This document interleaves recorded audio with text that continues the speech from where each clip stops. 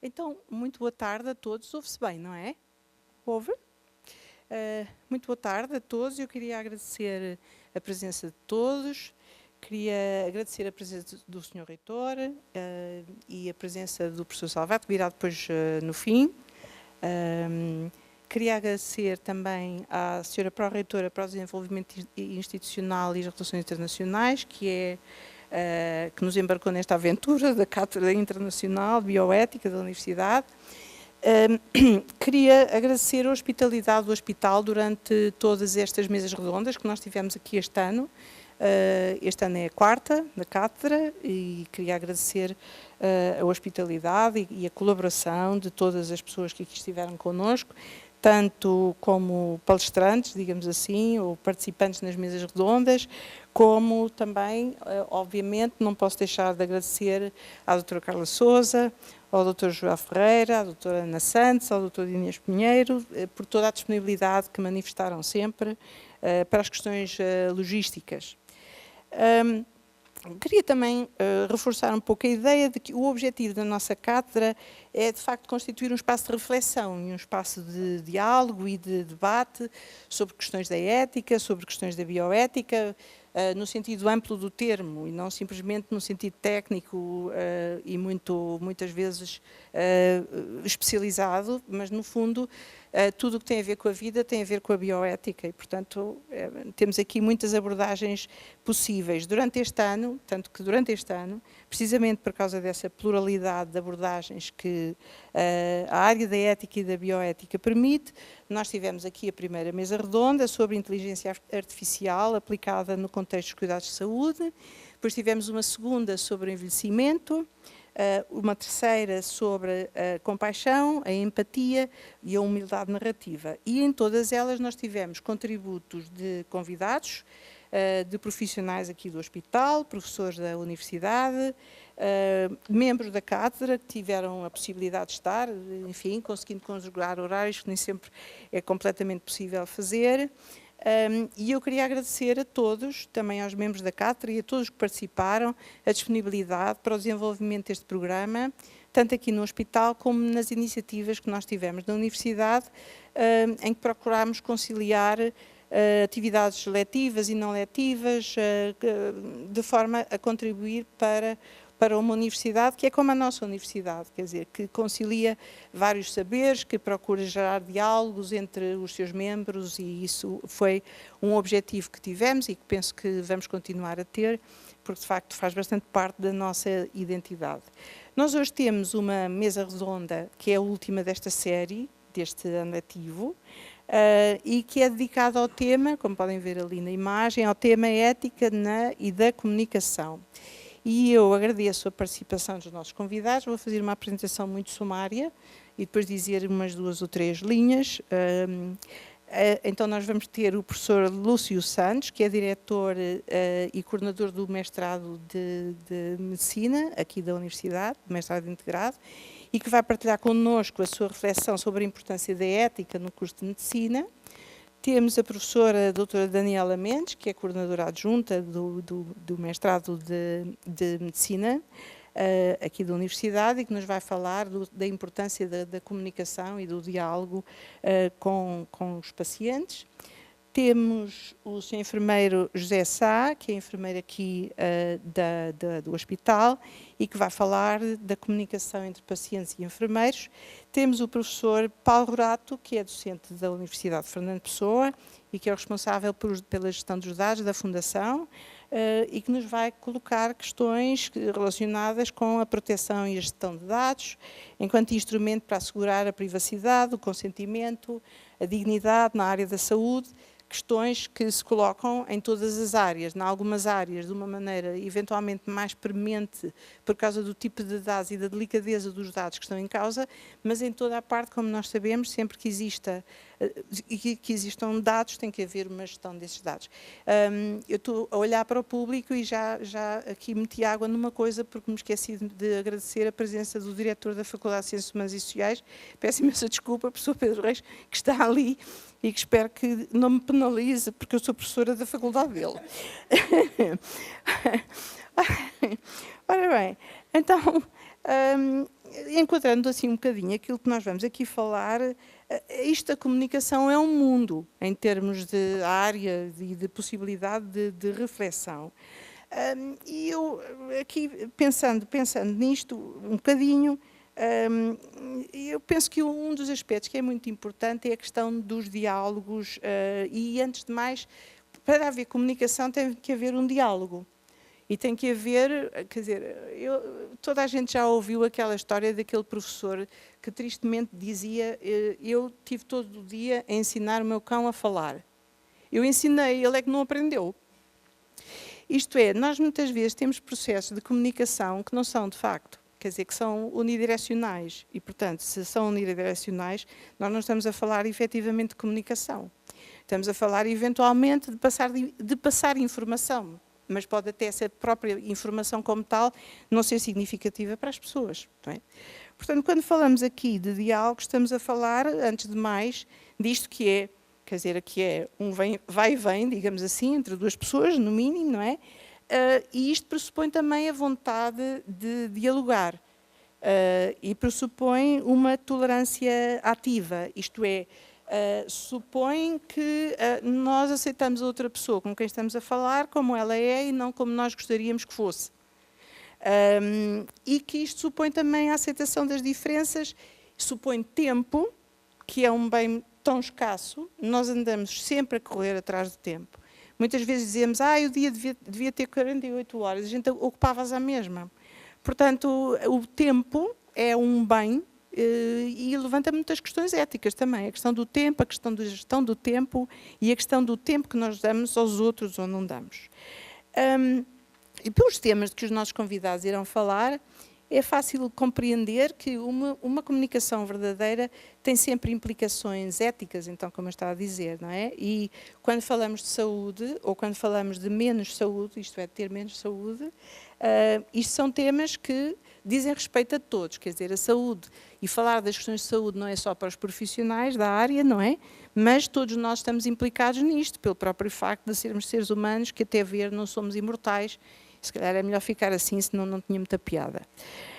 E, portanto, a comunicação constitui, de facto, um aspecto fulcral. Agora, a comunicação também pode aumentar, sobretudo se for uma comunicação atrapalhada ou mal feita, pode aumentar a ansiedade face ao desconhecido, ou, por outro lado, constituir uma afirmação da vontade de presença solidária junto de alguém que está mais frágil. E aqui há também um outro aspecto que é importante termos em conta, que é assim, somos todos frágeis. Há momentos em que isso se nos torna presente de uma maneira aguda, mas somos todos frágeis de uma maneira ou de outra. Não é? Depois um outro aspecto que eu acho que me parece também importante e que certamente irá aqui perpassar as comunicações, é que comunicar implica o respeito pela privacidade. E a privacidade tanto do ponto de vista físico, como do ponto de vista documental, por exemplo, que é uma questão que o professor Paulo Horácio certamente vai falar. E aqui, para falarmos em termos de saúde, um processo de um paciente não é um dossiê de dados médicos. Um processo de um paciente é uma parte importante da história daquela pessoa concreta. Para um profissional pode ser um conjunto de dados. Para a pessoa é uma parte significativa da sua história que ali está. E se a pessoa consente em contar a sua história, esses dados, baseados numa relação de confiança que tem que existir entre o paciente e o profissional, não são do profissional. Quer dizer, são dados que o paciente transmite, de que o profissional é o fiel depositário e que serão sempre armazenados com a segurança que, nesse caso, constitui uma outra palavra para o respeito pela história dessa outra pessoa. Portanto, a segurança dos dados é uma questão que não é só uma questão legal, também é, obviamente, não é só uma questão legal, mas por trás disso, quer dizer, em termos de fundamento, se quiser, está isto que é o respeito pela história da outra pessoa. E por isso, como certamente nos irá dizer o professor Paulo Horácio, a administração dos dados, a privacidade, os consentimentos informados são formas de assegurar o respeito pela pessoa que transmite os dados e não podem constituir matéria de conversa de corredor, por exemplo, seja em que área for, nem um manancial de dados para fazer investigação com o intuito de brilhar academicamente. Eu costumo dizer que o brilho virá do brio. O Tagore dizia uma coisa muito engraçada, que era muito interessante. Podemos tornar-nos poderosos pelo conhecimento, mas é pela simpatia que atingimos a plenitude. E a simpatia, com que se exerce a profissão, a palavra simpatia não é só a pessoa ser sorridente, não é? É o que a própria palavra quer dizer, em termos etimológicos, é a sintonização bondosa com os outros. E a sintonização bondosa com os próprios objetivos da profissão.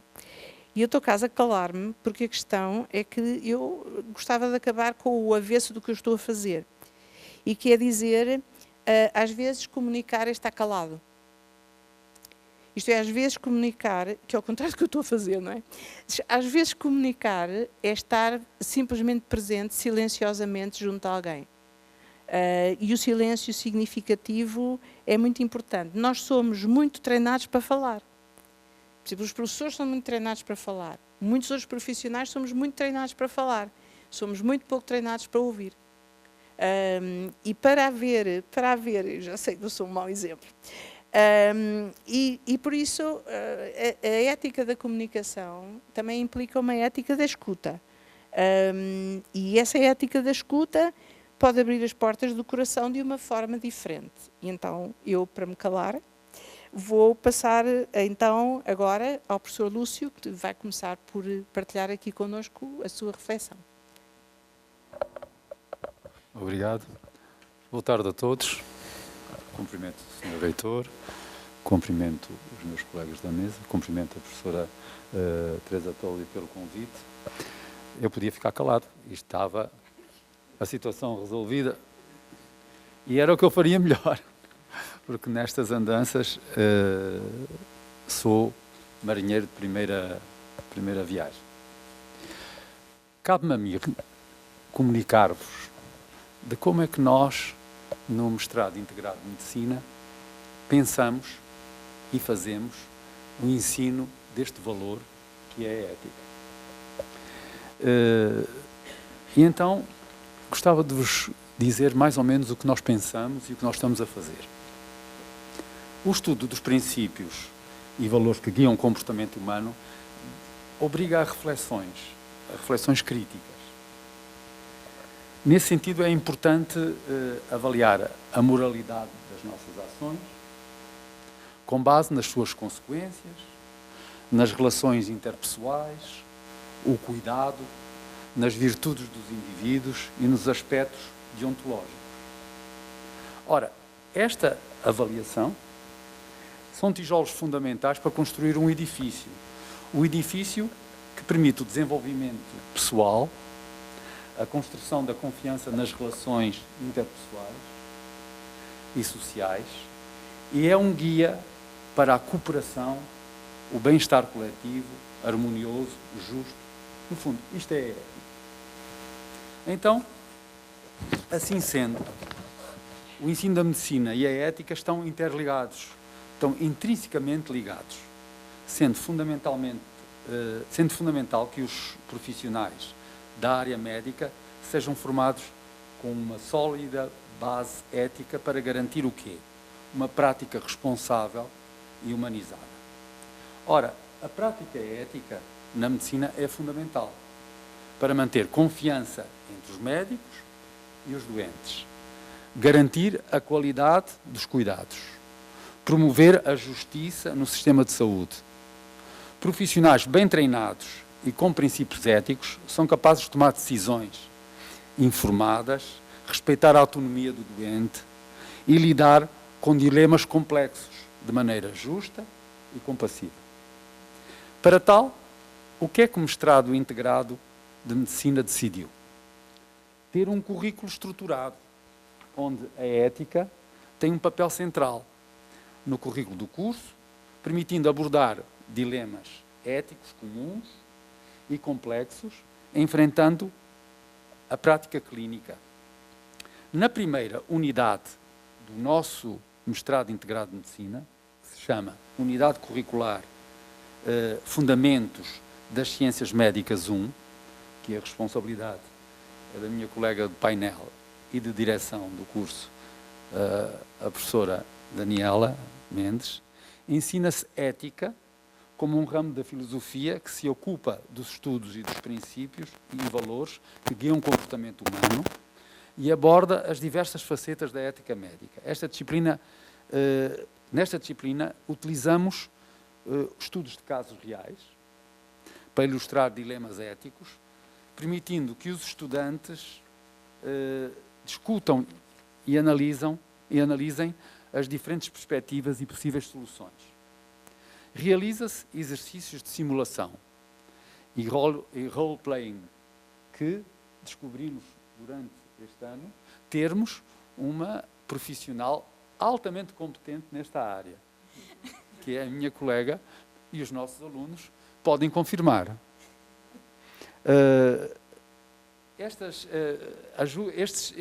Estes momentos ajudam os doentes e os estudantes, mas fundamentalmente os estudantes, a vivenciar dilemas éticos, em ambiente controlado e desenvolver habilidades de comunicação e tomadas de decisão. Encorajamos as discussões entre os estudantes de medicina e estudantes de outras áreas de saúde, promovendo uma visão holística e colaborativa entre as questões éticas. A presença de mentores, e como sabem, nós temos mentores e temos colegas que acompanham os estudantes ao longo do curso, e os supervisores experientes garantem que os estudantes, através de dilemas éticos, tenham uma vivência e acumulem sabedoria com os seus mentores. Então, acreditamos que a integração da ética no ensino da medicina não é apenas uma necessidade, mas uma obrigação para garantir que os futuros profissionais possam proporcionar cuidados de saúde de alta qualidade e humanizados. Assim, encorajamos, como referi no início,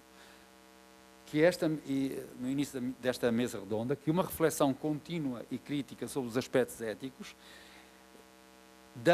e na prática médica prepara os estudantes para enfrentar desafios da profissão com integridade e responsabilidade. E é com esta visão que estamos a desenvolver o curso de medicina na nossa universidade. Espero não ter sido longo e ter sido claro. Muito obrigado.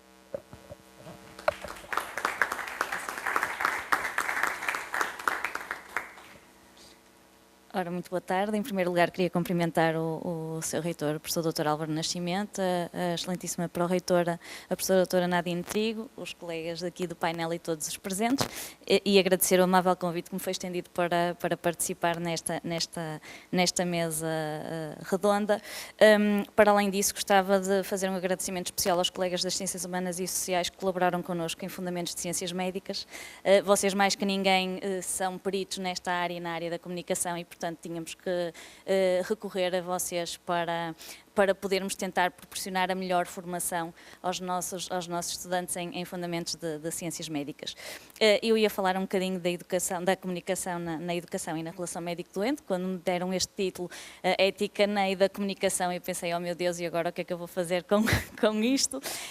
O professor Lúcio já fez o favor de falar em termos da educação, e nós realmente, assim, há alguma preocupação em termos da sociedade com tanta digitalização, que o ser humano esteja a perder alguma da capacidade de empatizar e de identificar as emoções das pessoas através da linguagem não verbal.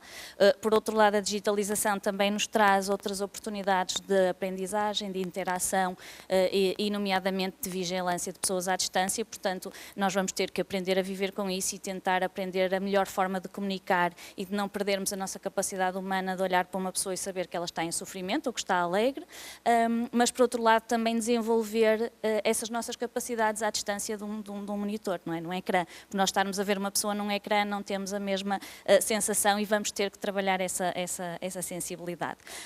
Nós, nos Fundamentos de Ciências Médicas, acabámos realmente com uma aula de roleplay, em que eu assumi o papel de vários doentes e de vários familiares, e os nossos estudantes puderam ver às vezes o quão difícil é a comunicação com essas pessoas, e o objetivo foi mesmo esse, foi criar-lhes a sensação sensação de que isto afinal às vezes é mesmo muito difícil ser médico. Não fiz nada de especial, só me tentei basear na experiência pessoal que tenho de algumas, que todos nós temos, não é? De comunicar com alguns pacientes e com alguns familiares, e que às vezes é mesmo um desafio.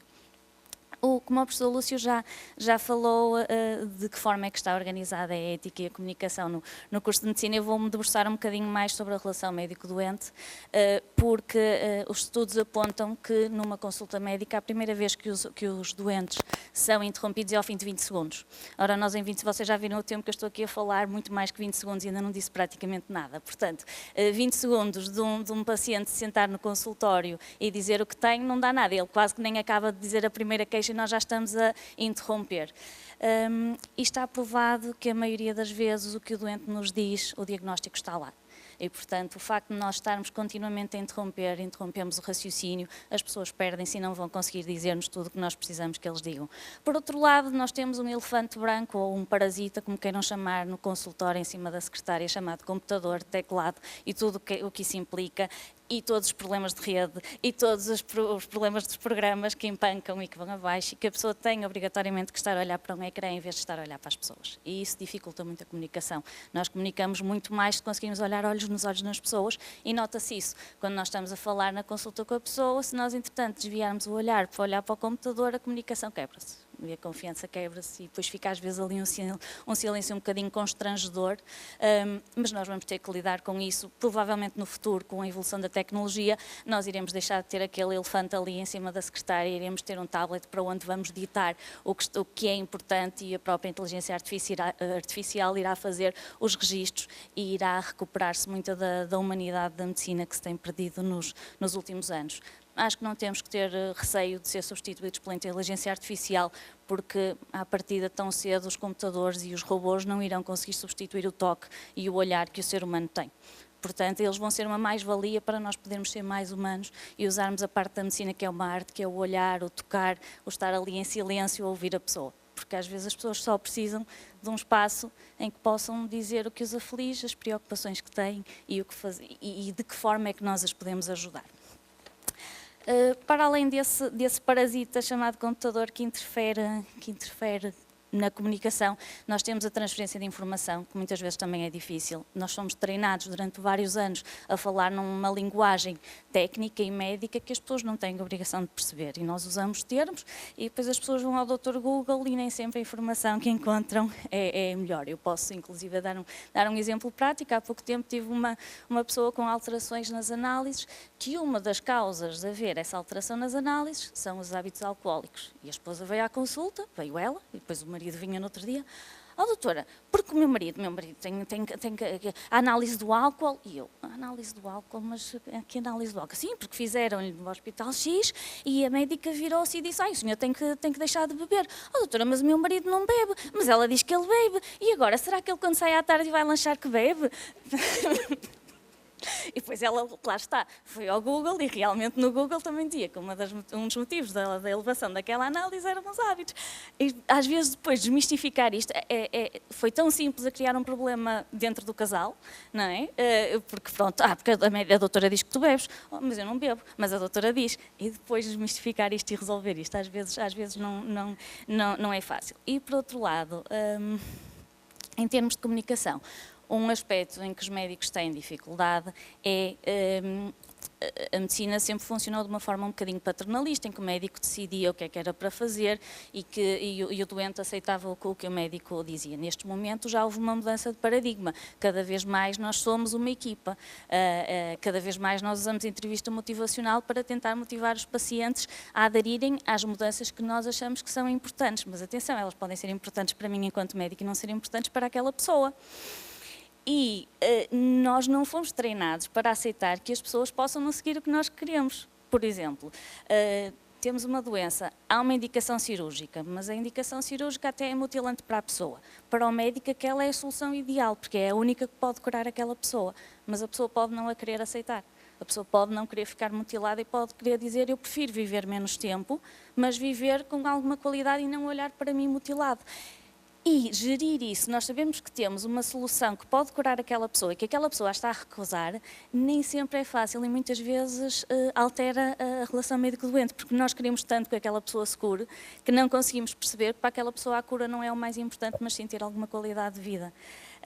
E, portanto, este tipo de gestão da comunicação é sempre muito complicado e é um trabalho que toda a classe médica, não só, acho que todos os profissionais da área da saúde têm que trabalhar esta característica de, ok, eu posso oferecer isto, mas a pessoa que está do outro lado pode não a querer aceitar. E nós temos que respeitar isso e continuar a oferecer-lhe o melhor tratamento possível dentro do que a pessoa possa querer aceitar.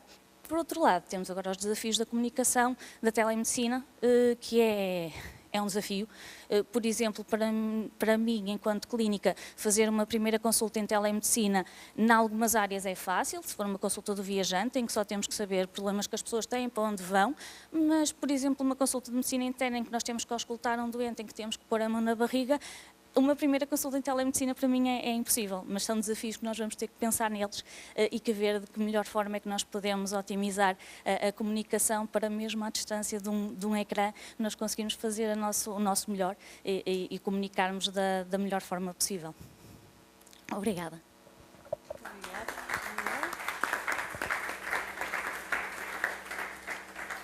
Então, depois desta introdução, quer dizer, de enquadramento do papel da ética aqui no curso de Medicina e desta partilha também a partir de muita experiência do que é a comunicação com o paciente e de como não é muitas vezes o profissional que dita as regras, não deverá ser, não é?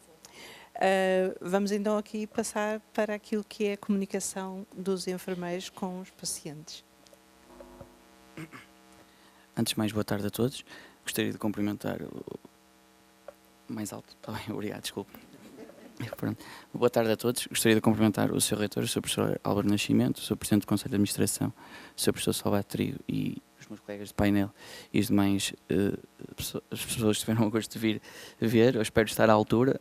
Tive muito gosto com o convite e perante o convite e perante a temática, o que me surgiu foi o que é que eu poderia acrescentar aqui mediante todas as pessoas que vêm cá falar. Então a minha ideia foi promover no fundo, uma reflexão sobre o estado da arte para mim, na visão enquanto enfermeiro, sobre a ética na comunicação. E dividi esta minha pequena intervenção em 4 pontos. O primeiro ponto seria abordar a prática de cuidados atual e os desafios com que os profissionais de saúde enfrentam, mas claro que está um bocadinho mais relacionada com o enfermeiro e os nossos desafios. Falo um pouco, uma pequena abrangência à ética, não me iria debruçar sobre a etimologia da ética, porque também não tenho competências para tal. E depois sim, passo à parte da comunicação com a pessoa doente e com a família. E também faço uma pequena abordagem à comunicação interdisciplinar e ao trabalho em equipa. Assim, a meu ver, e na sociedade moderna que estamos, e fruto de um aumento significativo da esperança média de vida, como todos falamos, há um crescente aumento do número de pessoas com doença crónica. E a abordagem a estas pessoas cada vez há mais técnicas e há um maior tecnicismo decorrente da evolução da ciência. E assim compete a nós, profissionais de saúde, salvaguardar a dignidade da pessoa na doença, na medida em que estas pessoas doentes e acometidas a um processo de doença cada vez possuem mais conhecimento e mais capacidade. E mais capacidade também decorrente do que falou a professora Daniela, que é fazem uma pequena pesquisa no Google e têm toda a informação que precisam ou que acham que é mais correta. No entanto, esta pessoa continua a ser vulnerável e dependente, sendo fundamental uma prática humanizada dos cuidados. Contudo, o indivíduo, neste paradigma mais atual, a meu ver, deixa de ser uma pessoa mais passiva como era antigamente e é mais interventiva e mais afirmativa da sua identidade e quer ser mais capaz e com todo o direito de tomar as suas decisões.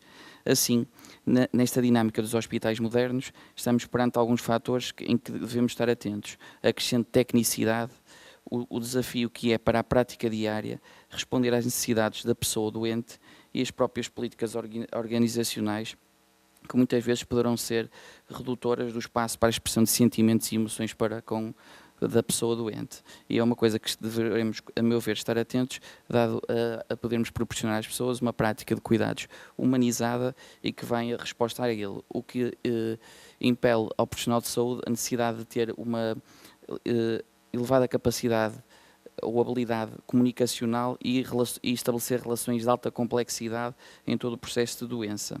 A par desta conjuntura, importa referir, senão estão ali as senhoras assistentes sociais e até levariam a mal se eu não falar disto, também não é facilitador também no processo de relação do profissional de saúde com a pessoa doente, o facto de as famílias modernas e a própria conjuntura mundial promover o isolamento social, o que às vezes também dificulta neste processo de doença e é um fator muito limitativo muitas vezes nos processos de alta dos utentes. Assim, a meu ver, o profissional de saúde atualmente assume um papel central na relação com a pessoa doente, onde a revelação de informação, muitas vezes também sobre diagnósticos e prognósticos, continua a ser também um tema controverso, dado que teremos que criar aqui um princípio de respeito pela autonomia da pessoa doente, o seu direito à autodeterminação no que os cuidados de saúde diz respeito, e muitas vezes gerir com a questão do princípio de beneficência e não maleficência para o utente ou para a pessoa doente, que eu prefiro referir assim nesta intervenção, está bem? A meu ver, então, a ética perspassa todas estas competências. O profissional de saúde, o próprio, neste caso, o enfermeiro, deve ser pautado por uma elevada competência ética que irá a par de todas as outras competências que deve desenvolver. O Código de Ética, por exemplo, no caso da enfermagem, orienta sempre o enfermeiro para respeitar, guardar sigilo, não expor e respeito do doente. Contudo, a meu ver, nós teremos que ser éticos em todos os contextos da nossa prática e a ética poderá ser considerada uma soma de influências, desde que nós nascemos, tudo que aprendemos na escola, na faculdade e nas próprias rotinas de trabalho. A comunicação, por sua vez, também é uma competência muito importante para o enfermeiro trabalhar. É através dela que uniformizamos a mesma linguagem. A competência da comunicação ajuda a padronizar linguagens no processo de trabalho para que não haja viés nas falhas, torne-se um processo que evite perdas de tempo e seja mais eficiente a transmissão de informação. A comunicação em saúde deve, assim, então, respeitar os princípios da beneficência, da não maleficência, do respeito pela autonomia pessoal e da justiça. Em situações eticamente complexas, quanto a mim, uma boa comunicação poderá ajudar a gerir emoções, promover a compreensão da informação médica e permitir uma melhor identificação das necessidades, percepções, expectativas e valores do paciente. Em suma, podemos referir que há uma melhoria da satisfação das pessoas doentes, da sua família, poderá também beneficiar no processo de adaptação à doença, à adesão ao tratamento médico e aos resultados clínicos. A situação ideal para ações comunicativas, de acordo com a teoria, podemos referir que é a igualdade, abertura, revisão e intenção de chegar a um acordo comunicativo.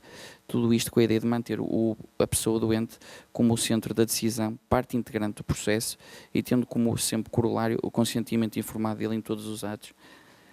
O processo de tomada de decisão da pessoa doente relativamente ao ato de informar deve ser baseado sempre no interesse e desejo que ele expressa, e o profissional de saúde deve também, a meu ver, poder criar aqui um plano de cuidados e elaboração do respectivo processo de intervenção individual, sempre criando a pessoa e a família como partes integrantes, respeitando, mais uma vez, a autonomia e a autodeterminação da pessoa, nunca esquecendo princípios éticos de beneficência e maleficência. Também, na parte teórica, fiz uma pequena pesquisa sobre ética em comunicação e sobre comunicação. As causas de insatisfação dos utentes na qualidade dos cuidados de saúde muitas vezes passam pela transmissão de informação, pela comunicação afetiva e atitudes em relação à comunicação, sendo que referem que uma boa comunicação demonstra melhorar toda a sua satisfação e os resultados clínicos gerais, referem mesmo. Em suma, em termos de comunicação com o paciente ou com a pessoa doente e família, torna-se fundamental que o profissional de saúde tenha tempo, este tempo com qualidade, com disponibilidade para fornecer informação em quantidade e tempo para que a pessoa possa assimilar, refletir sobre essa informação e para questionar. O tempo torna-se fundamental e o tempo ser abordado com qualidade. Em relação à parte mais da comunicação interdisciplinar e a comunicação em equipa, quanto a mim, comunicar em equipa pressupõe que os diferentes profissionais estejam empenhados em atingir o mesmo objetivo, reconhecendo todos a nossa interdependência. Dentro da nossa independência, sabemos que todos somos interdependentes e trabalharmos todos com o objetivo da melhoria do indivíduo. Para isso, é fundamental a dinamização de reuniões interdisciplinares, como é comum acontecer nos internamentos, em que permitem desfragmentar muitas vezes a evidente necessidade de continuidade de cuidados da pessoa através da articulação, partilha de conhecimentos e saberes, mantendo, contudo, a responsabilidade individual sempre de cada elemento da equipa de saúde pela qualidade dos cuidados prestados. A comunicação, a meu ver, surge assim como um princípio básico do trabalho em equipa, pois através dela conseguimos passar para o paradigma da interdisciplinaridade, solução para a melhoria dos cuidados prestados. Inerente a estes aspectos, posso ainda referir que o tal fenómeno da comunicação, se a equipa não for eficaz, a comunicação não sendo eficaz, à partida, interdisciplinarmente, o cuidado ao doente poderá ficar comprometido, não permitindo a prestação de cuidados de excelência. A importância desta premissa, eu penso que é bom retermos, porque a necessidade de uma discussão efetiva dos casos será sempre melhor para, às vezes, uma boa solução, quer para a pessoa e para a família. Para terminar, fico apenas com esta frase, que a meu ver, a ética em toda a prática é o que difere um bom profissional de um profissional qualquer. Está bem? Com licença.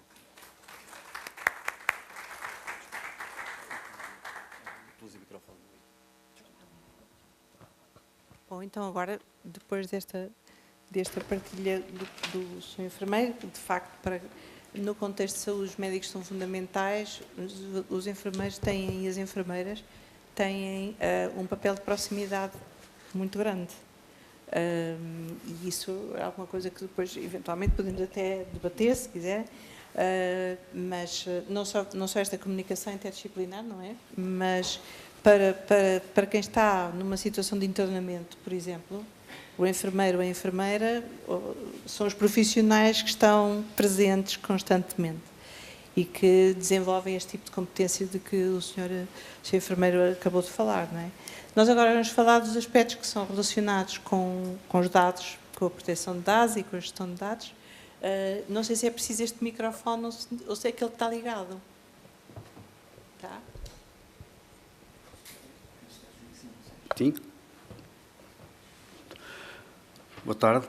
Em primeiro lugar, queria apresentar os meus cumprimentos ao Sr. Reitor, ao Excelentíssimo Sr. Presidente do Conselho de Administração, também à Excelentíssima Sra. Pró-Reitora e a todos os presentes. Agradecer o convite que me foi endereçado e assim como dar os parabéns pela iniciativa e também apresentar os cumprimentos aos distintos colegas. Eu peço desculpa, acabei por fugir um bocadinho da norma, fiz uma apresentação um bocadinho mais prática e mais gráfica e como tal vou utilizar aqui o parasita, mas pronto, espero que pelo menos no final saiamos todos aqui pelo menos saudáveis, tal como entramos. Eu vou fazer a minha apresentação mais ou menos dividida em três factos, três situações. A primeira parte relacionada com as funções do encarregado de proteção de dados, que ainda acaba por ser um bocadinho desconhecida para muitos. Depois um bocadinho falar sobre o consentimento e depois, de forma breve também, sobre a segurança dos dados. A minha principal finalidade, efetivamente, nesta intervenção é a partilha de informação, no sentido de assegurar a conformidade no tratamento dos dados pessoais. Em 2018, quando surgiu ou melhor, a proteção de dados não é propriamente um conceito novo, nem sequer recente. No entanto, só a partir de 2018 é que teve, digamos assim, alguma evolução e algum maior conhecimento e maior... as pessoas tiveram um bocadinho mais consciência do que estava aqui em causa.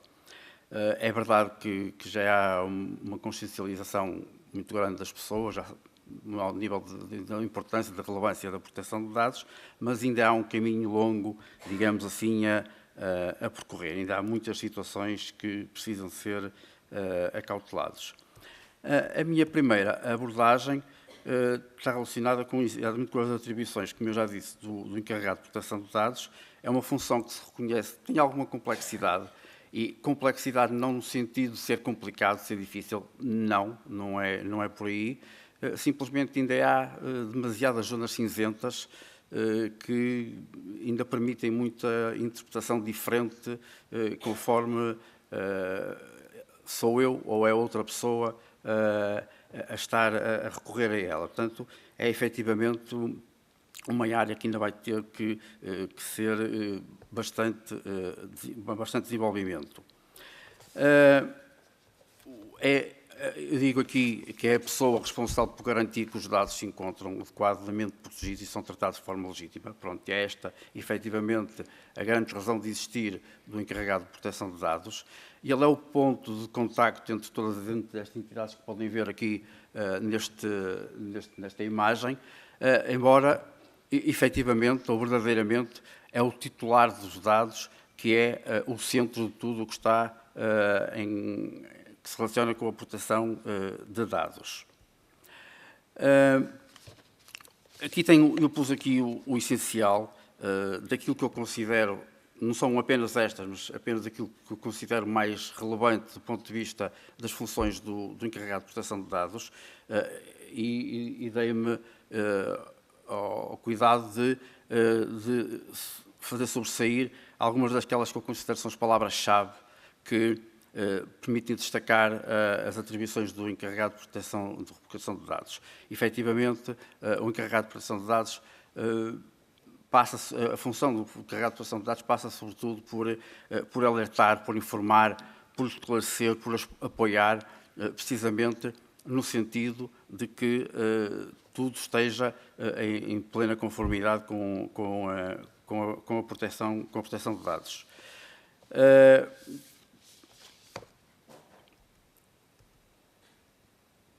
Uma das coisas que eu queria também, de alguma forma, dar aqui alguma ênfase, tem a ver, efetivamente, com o que fazer ou o que é que está em causa quando há, por exemplo, uma detecção, esperemos que nunca aconteça, de um caso de violação de dados pessoais. É necessário avisar a autoridade de controlo o mais tardar 72 horas após termos conhecimento. Eu ressalvei isto porque 72 horas após ter conhecimento, não é, às vezes, não é o 72 horas após o facto de ter acontecido, porque às vezes, e acontece, temos tido diversas situações dessas ao longo destes últimos anos, que quando é detectado alguma coisa, já os hackers andam lá há dias, há semanas, às vezes há meses, não é? Pronto, quando é detectado. Pronto, a realidade efetivamente é esta. Portanto, temos 72 horas após a detecção da possível violação para comunicar à autoridade de controle, que neste caso é a Comissão Nacional de Proteção de Dados. E também, cumulativamente, informar o titular dos dados quando a violação dos dados pessoais for implicar efetivamente um elevado risco para os seus direitos e liberdades e garantias. Portanto, só nesta circunstância que temos que obrigatoriamente informar o titular dos dados. Se da análise que se fizer, se achar que efetivamente não houve um risco nem elevado, nem pouco, nem mais ou menos, pronto, não houve basicamente um risco, houve realmente um pequeno incidente, mas não houve um risco para os direitos e liberdades e garantias do titular, efetivamente nem precisamos de fazer essa comunicação. Só nessa circunstância que efetivamente precisamos de o fazer. Indo agora, falando então agora um bocadinho do que é do consentimento, nada mais fácil do que não estar aqui a inventar do que ler a definição que temos aqui disponível. Portanto, é uma manifestação de vontade livre, específica, informada e explícita, pelo qual o titular dos dados aceita, mediante uma declaração ou um ato positivo e inequívoco, que os dados pessoais que lhe dizem respeito sejam tratados. Aqui é preciso ter o cuidado que o responsável pelo tratamento, ao estar a recolher os dados e a solicitar o consentimento da pessoa, deve ter a possibilidade de garantir que efetivamente vai poder, de alguma forma, cumprir os requisitos que está a dizer que vai cumprir. Não é? Dar garantias disso. Porque se sim, muito bem, as coisas correm bem, o consentimento é um instrumento válido para que os titulares dos dados possam controlar os seus dados e a forma como estes são ou não são tratados. Senão, trata-se efetivamente de um controle ilusório e que vai levar, portanto, a que seja eventualmente um fundamento, o consentimento acaba por ser um fundamento inválido e, portanto, estaríamos perante, eventualmente, uma atividade de tratamento ilícita. Reforçando aquilo que eu disse, portanto, os elementos de um consentimento válido, efetivamente, é uma manifestação de vontade livre, específica, informada e explícita, pela qual o titular dos dados aceita, mediante declaração, ou um ato positivo inequívoco, portanto, não é antes de entrar em vigor do RGPD, presumia-se, não disse nada em contrário, ok, está tudo bem, deixa andar. Agora isto deixou de ser possível, não é? Tem que haver um ato positivo, inequívoco, de que realmente está a dar o seu consentimento. De outro modo, as consequências eventualmente serão que, efetivamente, possamos estar a violar o consentimento, portanto, estamos a violar o artigo 6º do RGPD. Quais são os requisitos mínimos do conteúdo para o consentimento informado? O primeiro, que é, digamos assim, de alguma forma, que é dado alguma importância, alguma relevância, é a identidade do responsável pelo tratamento.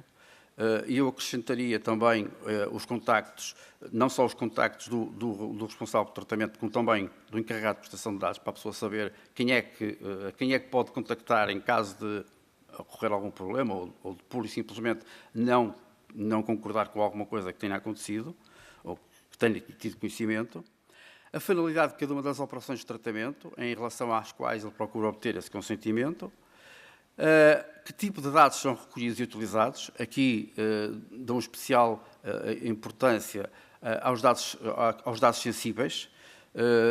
Eu costumo dizer aos meus alunos que nós temos todos, enquanto titulares dos dados pessoais, portanto, titulares dos nossos dados, são nossos, nós temos que ter cada vez mais o sentido crítico de perceber quando é que nos estão a pedir algo que não faz sentido. Não é? Já me aconteceu imensas vezes estar a fazer o registro de alguma coisa que me pareceu interessante e olho para o conjunto de dados que me estão a pedir e digo assim, não percebo porque é que me estão a pedir estes dados. Para aquilo que eu estou a solicitar, aquilo que eu estou a querer obter, não faz sentido estar-me a pedir este tipo de dados. E, por simplesmente, já me aconteceu por diversas vezes eu desistir. Ok. Portanto, nós temos que, efetivamente, ter esse espírito crítico de perceber quando nos estão a pedir alguma coisa que não faz sentido, que não tem justificação, e, das duas, uma. Ou simplesmente dizemos não, ou, no mínimo, questionamos. É preciso também, como requisitos mínimos, declarar a existência do direito de retirar o consentimento, não apenas o retirar o consentimento, mas este como o mais relevante dos direitos. Dar algumas informações relativamente ao período de conservação dos dados, quanto tempo é que vamos precisar efetivamente desses dados, e, por fim, também destacar quais são os destinatários ou categoria de destinatários dos dados pessoais, que é para as pessoas saberem exatamente o que é que, não só o que é que vão fazer, mas também quem é que os vai utilizar, quem é que vai utilizar esses dados. Como é que vamos fornecer, como é que podemos fornecer informação? O RGPD, curiosamente, não define uma forma ou um formato específico para que podamos pedir o consentimento. Ou seja, é possível apresentar várias formas possíveis, inclusive, sejam declarações escritas ou orais, ou eventualmente mensagens até áudio ou vídeo. No entanto, apesar do RGPD não nos dizer isto especificamente, há uma coisa que nos diz claramente, é que temos que utilizar uma linguagem clara, informal e de fácil compreensão para toda a gente. Não é? Então, acabaram-se aquelas letrinhas pequeninas em que têm palavras muito caras, em que a pessoa tem que ir ao dicionário e, ao fim da segunda ou da terceira, já, provavelmente nem isso, mas já desistiu, já não é. Isso deixou de ser possível. Isto é relevante, é importante, porquê? Porque o RGPD descreve claramente que recai sobre o responsável pelo tratamento a obrigação explícita de demonstrar que o titular dos dados deu o seu consentimento. O ónus de prova, portanto, é parte do responsável pelo tratamento e não da pessoa que eventualmente se está a queixar. Falando agora de uma forma mais breve sobre a segurança de proteção de dados. Quando estamos aqui a falar de proteção de dados, é uma prática que abrange todos os aspectos da segurança, desde a segurança física do hardware, dispositivos de armazenamento, controles de acesso, segurança de aplicações de software também políticas e procedimentos de organizações. Obviamente não vamos estar aqui a refletir acerca do conceito do que é de segurança de dados, até porque existem pessoas muito mais habilitadas do que eu para o fazer, mas todos mais ou menos temos em concreto ou uma ideia mais concreta e real do que estamos aqui a falar. A minha ideia agora, relativamente a este assunto era um bocadinho realçar algumas das boas práticas para evitar que isto alguma vez venha realmente a ser colocado em causa a segurança dos dados. E daí tinha aqui efetivamente algumas indicações, recomendações a este propósito.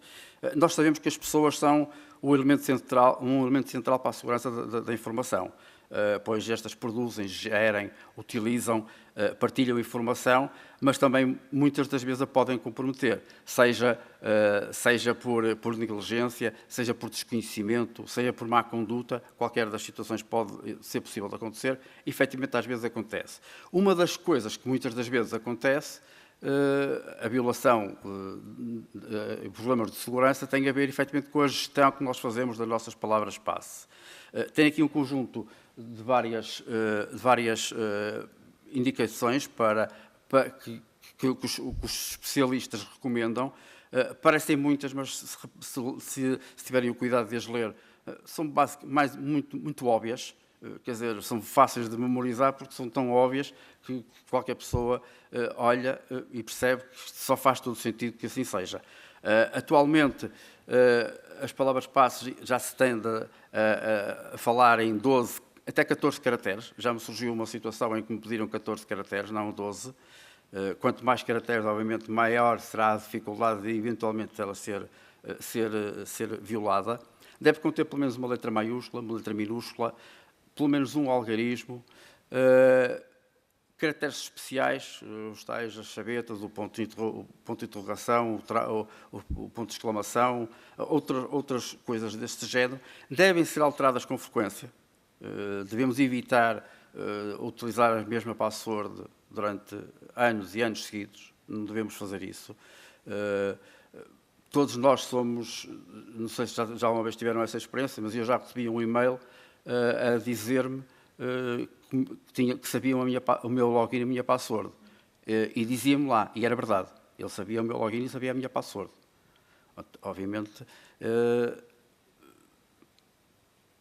tratei logo de mudar, como é lógico, isso foi a primeira coisa que fiz. Antes de ler o resto da mensagem, já foi tratar logo de mudar a password, mas é uma coisa que se deve fazer com relativa frequência. Não sei, depende muito, não há nenhuma regra, digamos assim.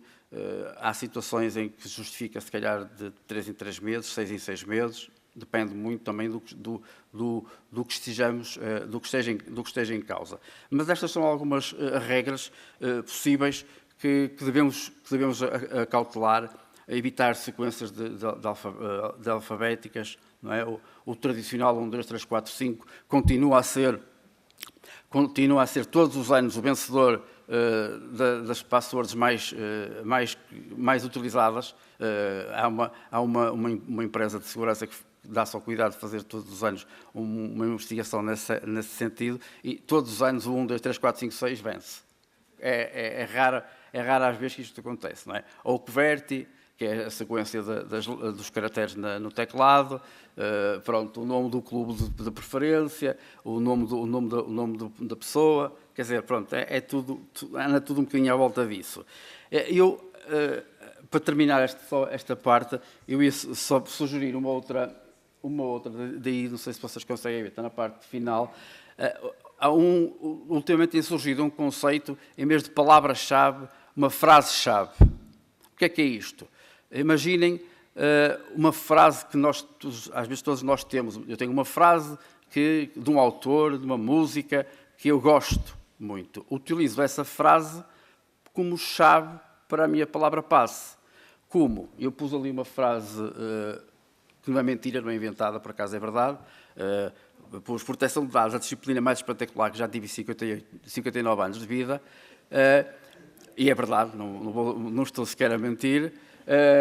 Tenho pena de ter vindo tão tarde, já podia ter vindo mais cedo. Esta exigência do RGPD tinha sido ótimo para mim, faz todo sentido. Mas se pegarem no primeiro caractere de cada uma das palavras, constroem efetivamente uma palavra-passe forte, que tem todos os requisitos. Tem palavras maiúsculas, tem minúsculas, tem números, tem caracteres especiais e dificilmente, a não ser que eu diga isto publicamente, não tenho nenhuma, a minha palavra-passe não é esta, garanto-vos. Mas, efetivamente, se eu não disser isto publicamente a ninguém, provavelmente alguém nunca adivinhará que essa será a minha palavra-passe. Não é? Pronto, como é lógico. Já agora, estilo de brincadeira, também sabem qual é a palavra-passe para as pessoas que dizem que se esquecem muito de palavra. Não sei, esqueço-me sempre da palavra-passe, nunca sei qual é a minha palavra-passe. Incorreto. Porque mesmo que se esqueçam, escrevem qualquer coisa e o sistema diz palavra-passe incorreta. Epa, já sei qual é. Não é? Portanto, esta é das pessoas esquecidas ou preguiçosas. Não façam isso, por favor. Seria facilmente, em menos de um segundo, seria adivinhada. Algumas boas práticas relacionadas com algumas situações específicas. Relativamente ao e-mail, eu sublinhei ou destaquei algumas daquelas que considero mais relevantes. As informações críticas só podem ser enviadas ou só devem ser enviadas em formato encriptado. As passwords enviadas por um outro meio de comunicação. O que é que isto quer dizer? Estas duas em conjunto. Eu tenho um documento que quero enviar para alguém que tenho receio que eventualmente possa ser visto por quem não deve. Envio o e-mail com o documento, mas o documento vai com password. Vai encriptado, não é? Mas a password não vai pelo mesmo meio. Vai pelo SMS, por exemplo, ou via um telefonema. Olha, mandei-te um e-mail, por favor, vai ver, a password é esta. Portanto, tem que ser utilizado um meio diferente, não é? Porque se o e-mail eventualmente estiver, de alguma forma,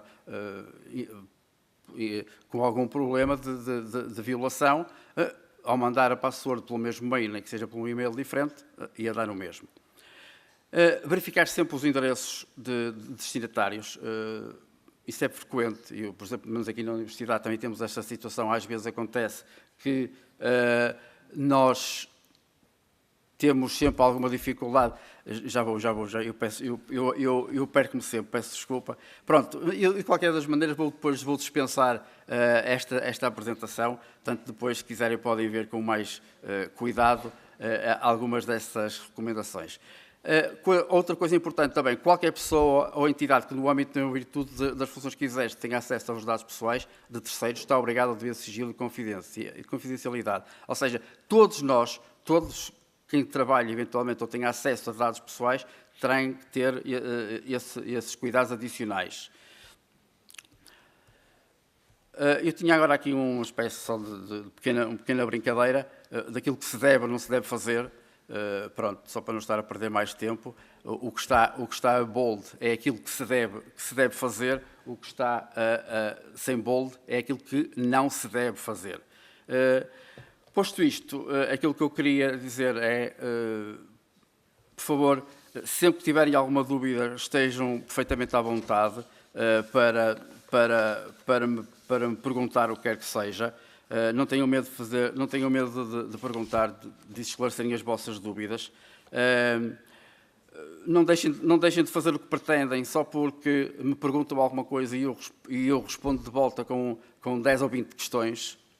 Eu preciso saber, antes de vos dar uma resposta, eu preciso saber o que é que vocês querem fazer e acautelar eventualmente tudo o que possa ser o possível imaginar. Eu sei que às vezes me vou lembrar de coisas que não lembro ao diabo, mas pronto, mas é o que é. É mesmo a tentativa de acautelar e tudo funcionar corretamente. Porque a proteção de dados não tem que ser efetivamente um entrave, não tem que ser um impedimento para nada. Temos que obedecer a determinados requisitos para que possamos cumprir com tudo o que nos é solicitado. Pronto, e era basicamente isto. Peço desculpa, realmente excedi-me um bocadinho no tempo.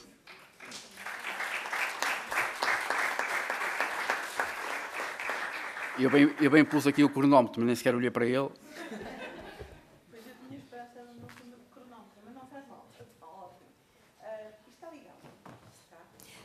Pronto, nós temos agora um espaço para debate. Quem quiser colocar questões ou partilhar reflexões, aquilo que quiserem. Temos um microfone, suponho eu, que alguém disponibilizará, se levantarem a mão para falar. Não sei se há para já alguma questão, por exemplo, de pessoas que estejam à distância, não? E aqui na sala? Se não houver para já nenhuma questão, eu posso aqui, enquanto vão pensando em questões interessantes, eu posso aqui pôr uma questão só, que a mim me parece que é interessante e gostava que falassem um pouco, se fosse possível, daquilo que é a experiência concreta que têm de articulação em termos de equipa e interdisciplinar, porque o enfermeiro José Sá falou disso e a professora Daniela também falou, e falarem um pouco da vossa experiência a partir daquilo que, não só daquilo que é o saber adquirido, mas depois como é que isso se põe em prática, porque às vezes há ideias ótimas, mas que depois em prática se revelam como não sendo tão ótimas. E se quiserem falar um pouco sobre isso, a partir da vossa experiência, acho que constituiria um enriquecimento para todos nós. Não sei quem começa.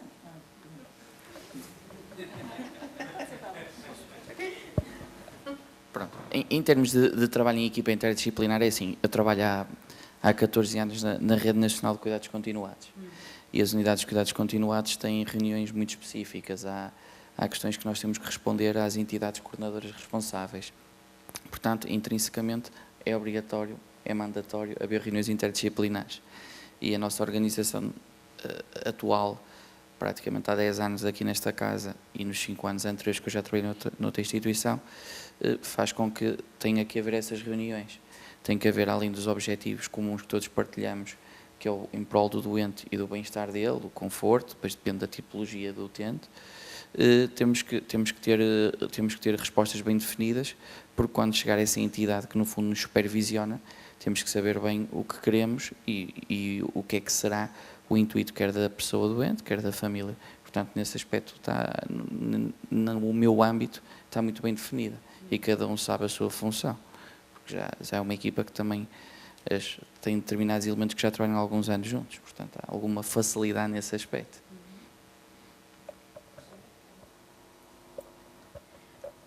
Sim, é assim, eu já há muitos anos que trabalho também em equipas multidisciplinares e que englobam vários profissionais de saúde e em diferentes contextos, quer em contexto de internamento, quer de consulta multidisciplinar, quer de consulta normal, quer de urgência.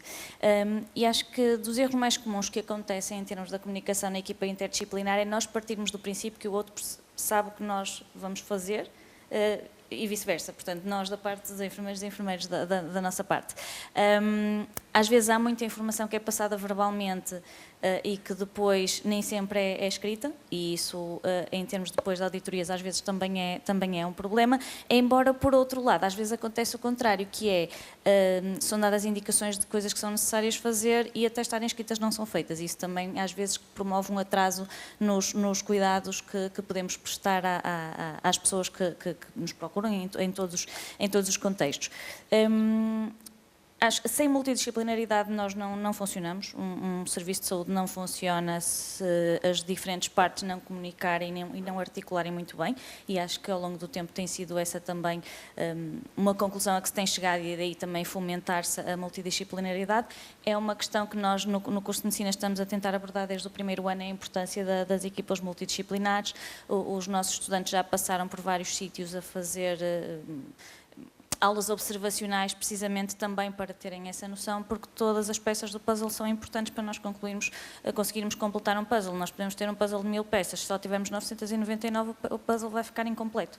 E, portanto, no caso dos cuidados de saúde, a comunicação é o elo de ligação de todas as peças do puzzle, e, portanto, nós temos que nos habituar, todos nós, a comunicarmos e a comunicarmos de forma adequada entre todos. E, portanto, acho que investir na formação, na comunicação, desde que as pessoas nos procuram até o momento em que as pessoas vão embora, comunicarmos de uma forma correta, assertiva, educada, com calma, é fundamental para o sucesso da comunicação dentro da equipa e também para quem nos procura. Já agora, na sequência disso, eu teria uma outra questão que é, eu penso que deve ser uma arte imensa, e gostava imenso que falassem um pouco sobre isso, o que é a comunicação com pacientes tendo quer dizer, a adequação à linguagem do ponto de vista da escolaridade que as pessoas têm também. Quando eu digo aqui escolaridade, quer dizer, não estou a falar tanto, estou a falar em termos de literacia, não é? E da linguagem que as pessoas percebem. Eu, uma vez, isto que eu vou dizer é uma má prática que não existe aqui, mas é só para dar um exemplo. De uma vez, de uma situação que me contaram, que era, portanto, um casal que entrou na urgência porque o senhor sentiu-se muitíssimo mal, e fizeram-lhe uma primeira avaliação e o médico apareceu e explicou à esposa o que o senhor tinha, numa linguagem tal que o médico virou-se e o enfermeiro disse: "Sr. doutor, eu acho que a senhora não percebeu, porque o que ela perguntou foi: e isso é mau?" E o médico deu mais ou menos a resposta semelhante àquilo que eu disse há bocadinho estive todo o dia a ensinar o cão a falar, porque disse, eu disse, não disse, portanto, se eu disse está a informação passada. E que comentários é que têm a fazer relativamente a isto, que é esta questão de muitas vezes se usar um tipo de linguagem, ou então ao contrário, que também pode acontecer, que é a infantilização das pessoas. E como é que, quer dizer, como é que se tem o olho, digamos assim, naquela altura, não é? E a sensibilidade para se conseguir uma comunicação que seja adequada.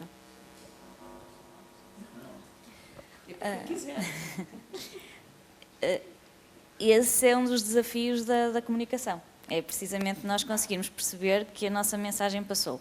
Um dos truques que se recomenda utilizar é, no fim da consulta, questionar a pessoa sobre o que é que percebeu, então o que é que acha que tem que fazer, o que é que nós dissemos, porque numa consulta que também tem 20 minutos, nós muitas vezes bombardeamos a pessoa com a informação, e nós sabemos que a pessoa não vai conseguir reter aquela informação toda, principalmente se houver aspectos muito técnicos. Nós somos treinados ao longo de todo o nosso curso e de toda a nossa especialidade em termos técnicos. Nós, entre nós, somos quase obrigados a falar corretamente os termos técnicos, e às vezes descer para uma pessoa que não percebe nada de medicina nem sempre é fácil. Este truque de, no fim da consulta, nós perguntarmos, muitas vezes aí conseguimos perceber o que é que eles não perceberam. Ou o que é que perceberam errado do que nós dissemos, porque há coisas que para nós são muito óbvias e muito intuitivas, mas para outra pessoa que ouça um palavrão médico diz: "Ai meu Deus, eu estou a morrer", e a maioria das vezes, felizmente, não é o caso. E, portanto, um dos desafios é precisamente nós conseguirmos adequar a nossa comunicação à pessoa que temos à frente. E neste momento até às vezes acontece o contrário, que é, temos pessoas de um nível sociocultural muito alto e que já andaram na internet à procura da informação e já googlaram os seus sintomas e o que é que pode ser os diagnósticos, e depois às vezes desconstruir aquele raciocínio que as pessoas já fizeram com base no que leram também é muito difícil. E, portanto, os desafios à comunicação cada vez mais, em vez de diminuírem, vão aumentando com este excesso de informação, porque nós muitas vezes também procuramos informação nos sítios errados. Eu não percebo nada de economia, se for à internet procurar, de certeza que há imensas dicas de economia, mas eu saber qual delas é que realmente são adequadas para o meu contexto é muito errado, e mesmo se passa relativamente à saúde, não é? Para mim, ok, eu sei que tenho que ir ali, acolá, esta fonte é uma fonte fidedigna, mas outra pessoa que vá não o sabe. Portanto, os desafios à comunicação cada vez vão ser maiores.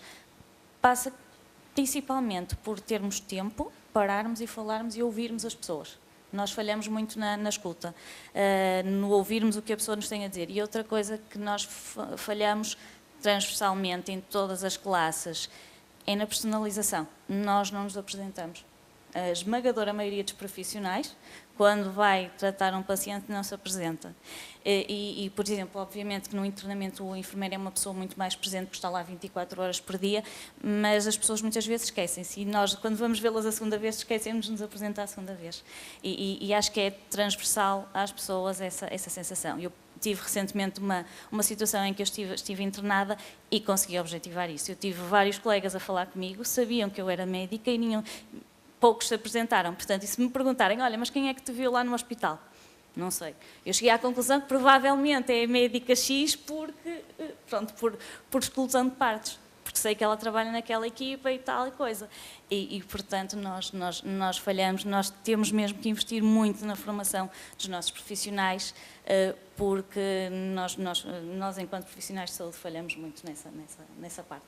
E no respeitar a decisão do outro. Porque, por exemplo, eu tinha tomado uma decisão e o que me foi dito depois por uma colega bem mais nova que eu, foi, eu venho cá para ver se lhe ponho um bocado de juízo nessa cabeça.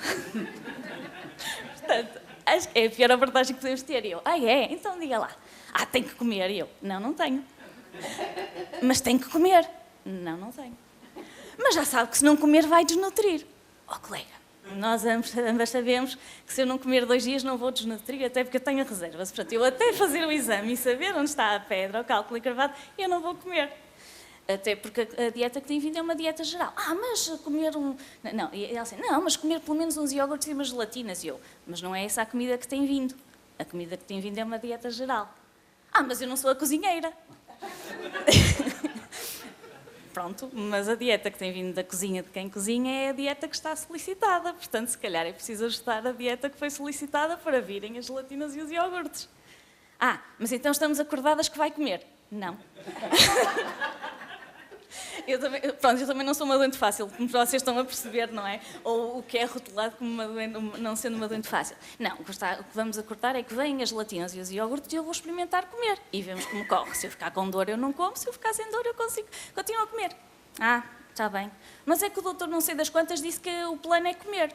Se o doutor não sei das quantas diz que o plano é comer, o doutor não sei das quantas que venha falar comigo para me explicar porque é que eu tenho que comer. Pronto, o doutor não sei das quantas não apareceu, obviamente, não é? Portanto, lá está.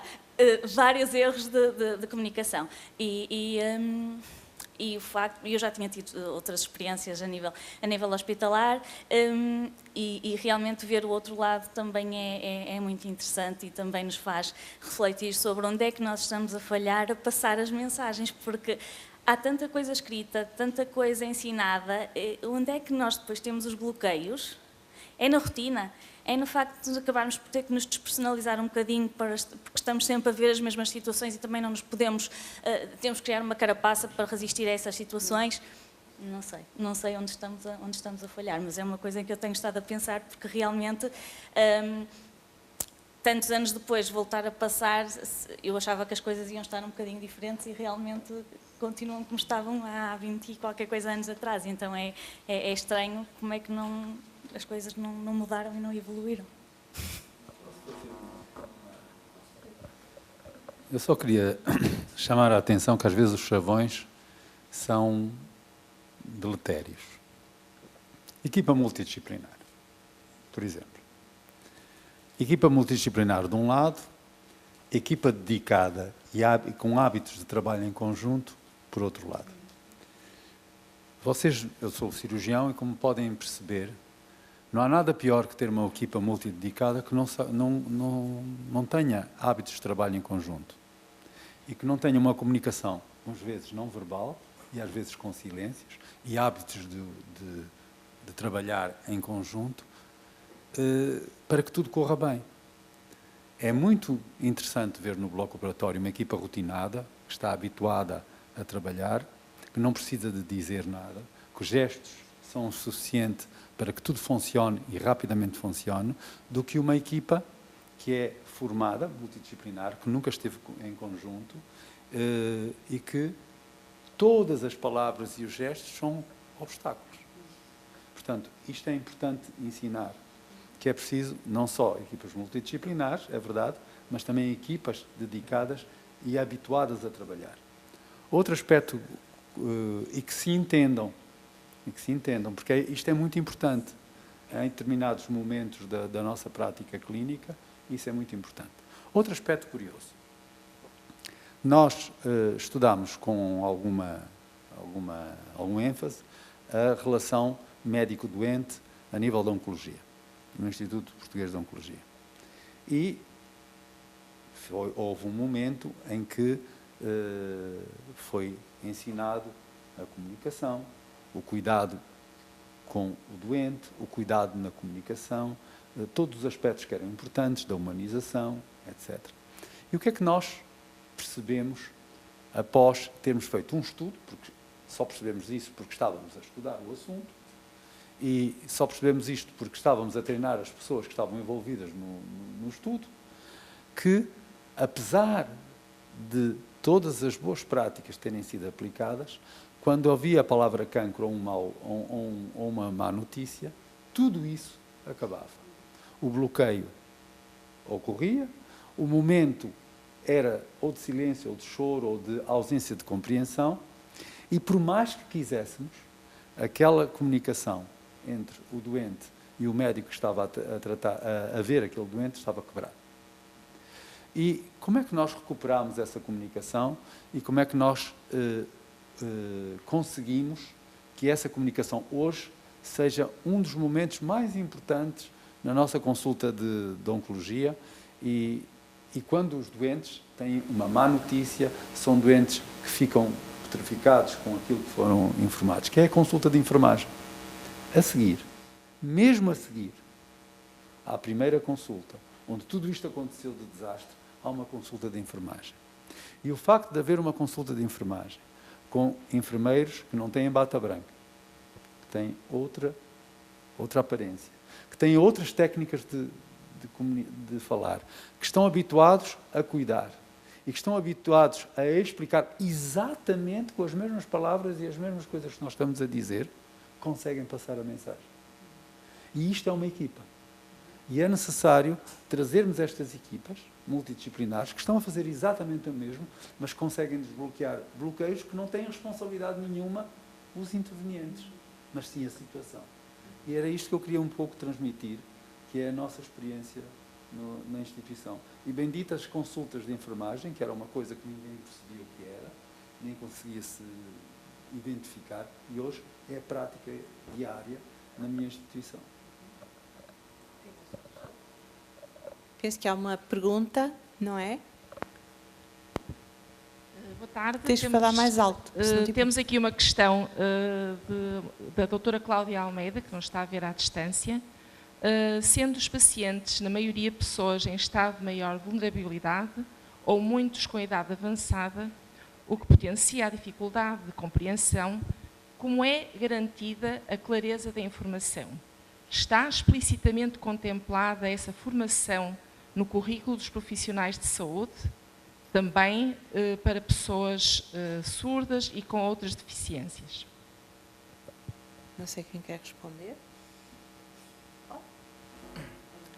Ora bem, da minha parte e da parte da enfermagem, muita da comunicação e da formação deriva da experiência e de muitos momentos do role-playing que fazemos, que até da minha formação posterior depois em cuidados paliativos foi muito efetuada, e temos disciplinas só para fazer essa parte que muitas vezes nós achamos que não seria assim tão importante, mas verificamos que nos dá um certo arcabouço, digamos assim, para poder abordar determinadas situações. Confesso que a questão da surdez e de alguém com ser mudo nunca me surgiu, e pessoas em idade avançada e com alguma dificuldade de compreensão. A estratégia que nós usamos é que nós temos sempre um momento de acolhimento que é efetuado quer por enfermeiro, quer por assistente social, é transmitida a informação mínima, porque nós já sabemos que um espaço novo, toda uma interação nova, pessoas novas, a pessoa nunca vai reter tudo.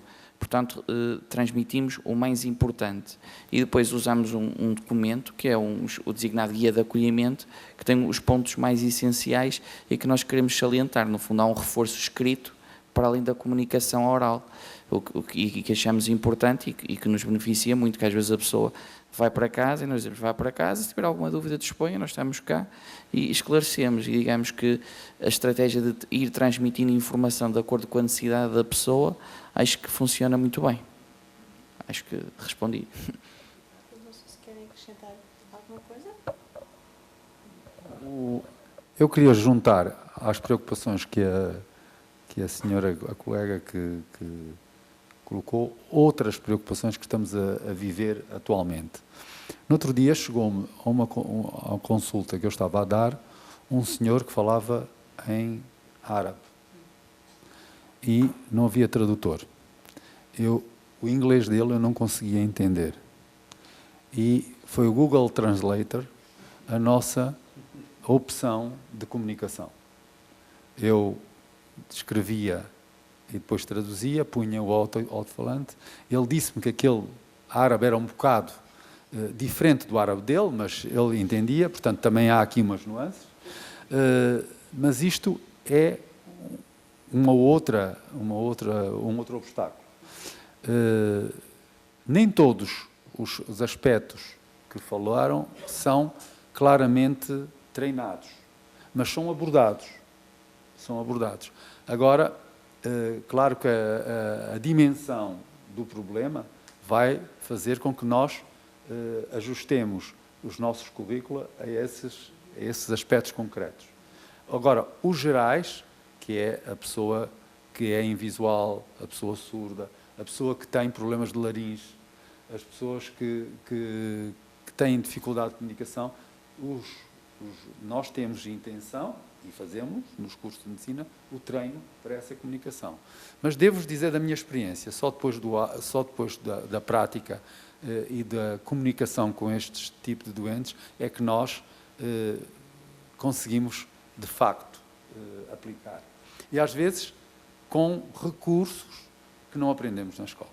Portanto, é um aspecto, e é importante pôr esse problema, é um aspecto a ser discutido e de forma mais séria, de forma mais importante nos nossos currículos, tanto nos cursos de enfermagem, como de medicina, como outros cursos. Obrigado.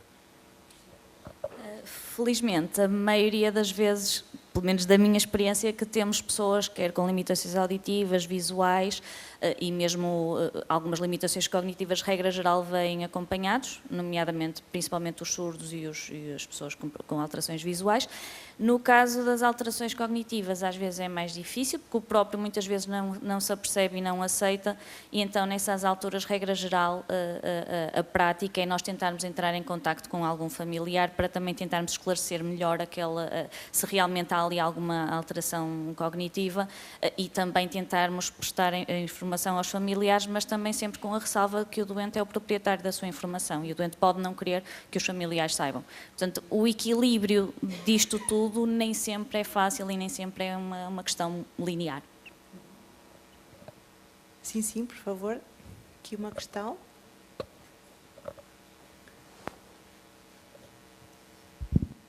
Eu ia só pedir que comentassem um pouco a comunicação que ocorre entre profissionais, formal ou informal, supostamente sem intervenção do utente. O utente está a ser ignorado, mas está presente. E já me aconteceu presenciar isto em corredores, em salas de espera e até em blocos operatórios em que eu estava presente como acompanhante ou estava presente como utente, mas em que a anestesia não era... Não, a anestesia era epidural e, portanto, eu estava a ouvir tudo o que acontecia. Mas em que, de facto, a presença do utente estava a ser completamente ignorada, o que cria problemas. Estava comentado.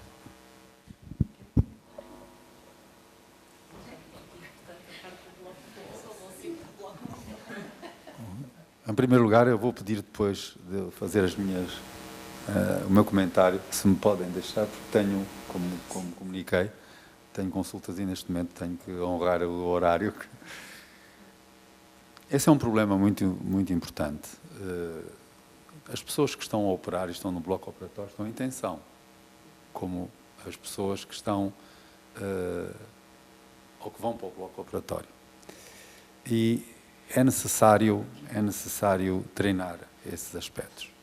Mas mais difícil é, às vezes, a comunicação entre profissionais que têm opiniões diferentes sobre o assunto. Ou têm capacidade, ou estão informados sobre o assunto. Muitas vezes temos gaps de conhecimento que criam barreiras importantes. Outras vezes temos maneiras de ver a forma como devemos abordar o assunto que são intrínsecas, não são problemas de conhecimento, mas são intrínsecas e que são uma barreira.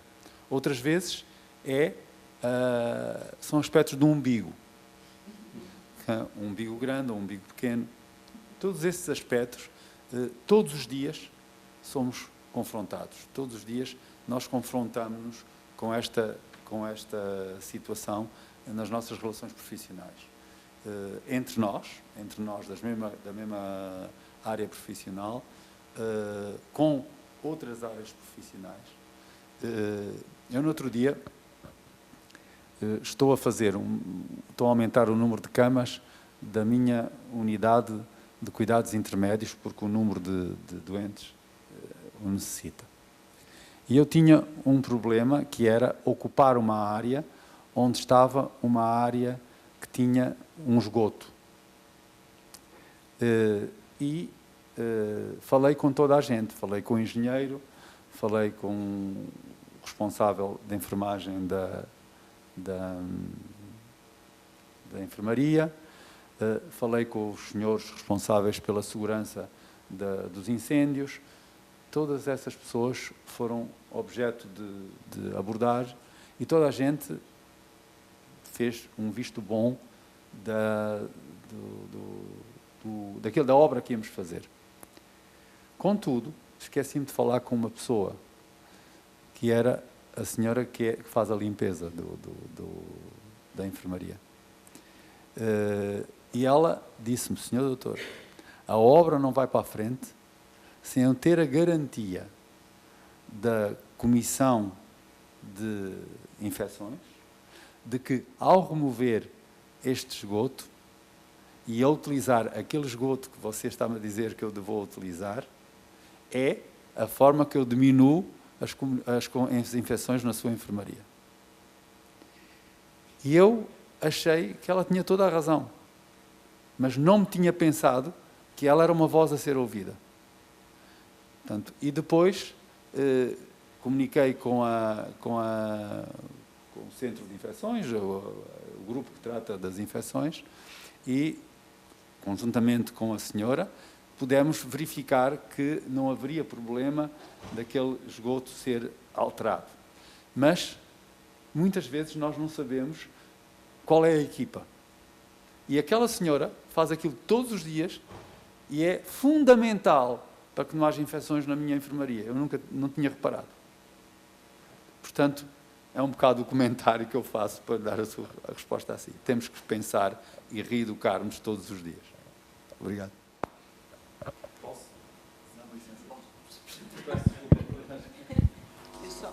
Antes do Sr. Professor sair, só lhe queria agradecer muito a sua participação.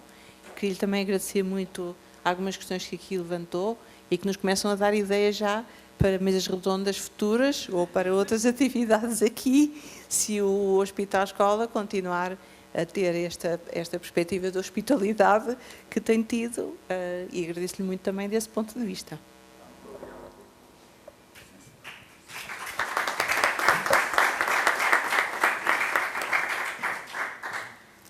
Ora bem, relativamente à pergunta, o professor Lúcio já respondeu e eu vou só fazer um pequeno acrescento no seguimento do que o professor Lúcio diz.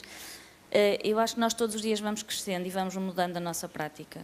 Eu seguramente não sou a mesma pessoa que começou a sua atividade clínica no dia 1 de janeiro de 2000 e troca o passo.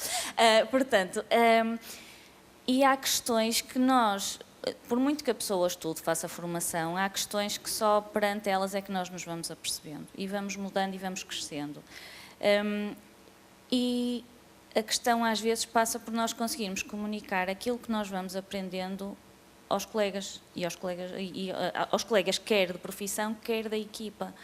Porque eu acho que nós também, maioritariamente, enquanto sociedade, estamos muito individualistas e muito cheios do nosso pequeno saber e não estamos, a maior parte das vezes, receptivos a ouvir os outros. E todos nós temos alguma coisa a dizer, como uma prova foi este exemplo que o professor Lúcio disse, só que lá está, é preciso ter abertura para ouvir e para aceitar que realmente aquela pessoa tinha alguma coisa a dizer. E acho que é uma mudança cultural que nós vamos ter que fazer enquanto sociedade, e não é só em Portugal, acho que é no mundo todo. E cada vez mais o utente tem uma palavra a dizer. Foi o que eu disse há bocado, nós vimos de um modelo que era muito paternalista, em que o médico decidia qual era o melhor tratamento, e o tratamento era aplicado, e os seus enfermeiros faziam. Neste momento, cada vez mais, para além de envolvermos os doentes, também envolvemos os outros profissionais. E vai passar muito por aí, muito por esta sensibilização de que aquela pessoa tem alguma coisa a dizer e está ali presente, e nós temos que ter muito cuidado. Eu acho que às vezes pecamos por... Como entramos na rotina dos cuidados, como para nós aquilo é o nosso dia-a-dia, às vezes não nos apercebemos do impacto que para uma pessoa que não sabe nada da área, outras vezes até tem já também alguma experiência, mas está ali noutra posição, está na posição de pessoa vulnerável naquele momento, em que não é o profissional. E nós muitas vezes esquecemos disso. Eu tenho algumas experiências pessoais. Eu tenho outra experiência pessoal de um familiar que estava internado, em que eu tive um colega a querer que fosse eu a determinar o nível de cuidados, se era para continuar ou não, em termos de cuidados intensivos. Ora, isto é uma aberração em termos de tudo, de comunicação, de ética, de tudo o que se possa imaginar. E eu passei por isso, a minha resposta foi, vai-me desculpar, não sou eu que tenho que determinar isso, ele está aos vossos cuidados. E quando muito podem me perguntar, até conhecendo a pessoa, até onde é que eu acho que a pessoa ia querer que se fosse, porque a pessoa naquele momento estava impossibilitada de falar. E eu podia ser o transmissor da vontade dessa pessoa, mas não era eu que tinha que decidir aquilo. Eu nunca deveria, qualquer um de nós nunca deveria ser colocado perante essa posição, porque eu ali não era médica, eu era licenciada em medicina, mas eu naquele momento era familiar, não era médica, eu não tinha sequer o distanciamento suficiente para me poder pronunciar. Portanto, dizer, mas o colega que fez isso propositadamente, não, obviamente que não, mas foi uma falha grave. E, pronto, depois, claro, colega mais velho quando soube, mas lá está, são estas pequenas coisas que, de certeza que aquela colega nunca mais irá fazer isto, e não o fez voluntariamente, não o fez com intenção, mas era uma coisa que nunca deveria ter sido feita, e de certeza que aquela colega nunca mais vai repetir aquilo e vai tentar fazer formação aos mais novos para que isso nunca mais aconteça. Assim como falarmos de prognósticos, às vezes, não é? Vamos tomar um café, olha, o senhor da cama X, não sei o que, opá, não sei o que é que lhe hei de fazer. É tal coisa, nós esquecemos que o contexto em que estamos não é um contexto meramente profissional e que podemos ter ao lado familiar daquela pessoa que também está ali a tomar café. Portanto, isto são tudo situações que nos vão surgindo e que nós vamos ter que moldar e que vamos ter que ensinar, mas há coisas que, por muito que sejam ensinadas, vão acontecer erros, todos cometemos, só não erra quem não pratica, não é? E, portanto, falhas e erros todos iremos ter e temos é que tentar ir melhorando dia a dia, crescer dia a dia para que isso não aconteça ou aconteça cada vez menos. Muito obrigada, professora Daniel. Não sei se há mais alguma questão. Sim? Fátima? Professora Fátima? Tem o microfone. Tem que falar mais alto.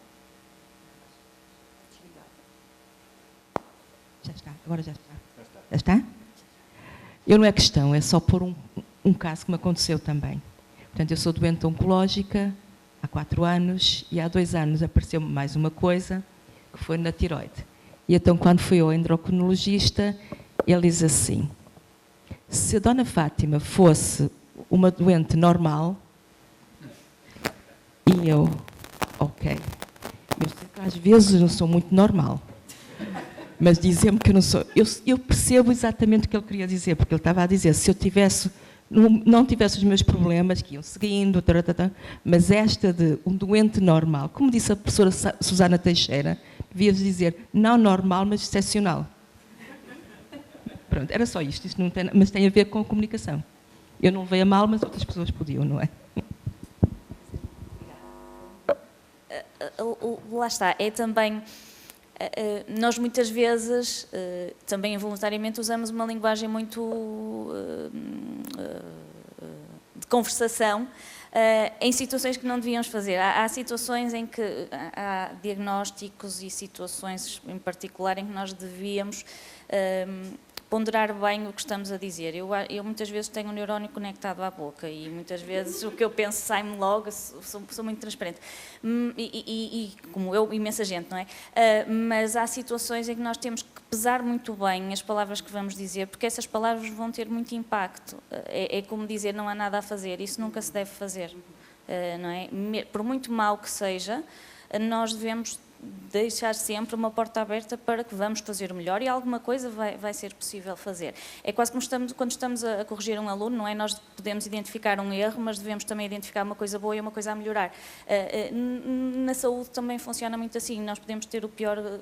Como o professor Lúcio disse, e é verdade, quando nós damos o primeiro diagnóstico, a pessoa não ouve, bloqueia ali, e o resto da informação que nós tivemos a dar foi blá, blá, blá, blá, blá, blá, que a pessoa não conseguiu assimilar. Mas passado 10 minutos chega à outra consulta, vão-lhe dizer exatamente a mesma coisa e ele já vai conseguir perceber. E, portanto, é muito importante nós medirmos e pesarmos as palavras e não sermos intempestivos. E nós, muitas vezes, na azáfama do dia-a-dia, no pouco tempo que temos, porque andamos sempre a correr atrás, sei lá, às vezes do quê, não é? Porque andamos sempre atrasados, andamos a correr atrás do prejuízo e às vezes não temos essa ponderação que é necessária ter, mas muita dela também só vem com a experiência. Por muitas formações que se faça, algumas das coisas só vêm mesmo com a experiência depois de termos errado muitas vezes e irmos para casa a pensar, eu se calhar não devia ter usado estas palavras, eu não atuei da melhor maneira, e isso vai fazer parte do crescimento de qualquer profissional de saúde. Nós temos espaço para mais uma questão antes de encerrarmos e de convidarmos depois o professor Salvador Trigo, mas temos aqui ainda uma última questão.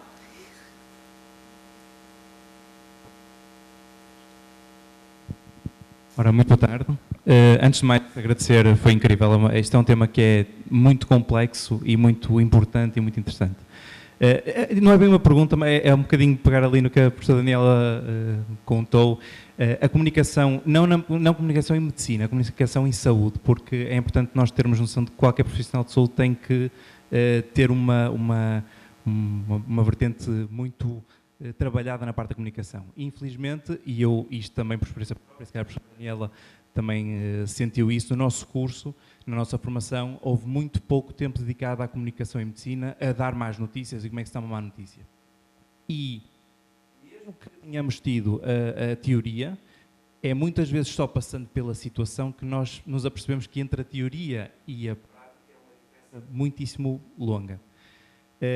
Eu, fruto de várias situações, ao longo, por exemplo, durante a minha formação no Hospital de São João, tive algumas vezes a chefiar equipas. E eu sabia perfeitamente que quando havia necessidade de dar más notícias, havia determinados colegas que eu não queria que dessem. E nessa situação, era eu que chamava a responsabilidade, mesmo que o doente não fosse meu, e queria que o colega estivesse comigo a ver como é que eu fazia. Isto no meio do stress, no meio da azáfama, no meio do turbilhão que é muitas vezes o serviço de urgência, ou então às vezes o serviço de internamento, eu compreendo que seja difícil quem está a ensinar ou quem está responsável ter esta capacidade, este discernimento. E eu próprio muitas vezes também não conseguia tê-la.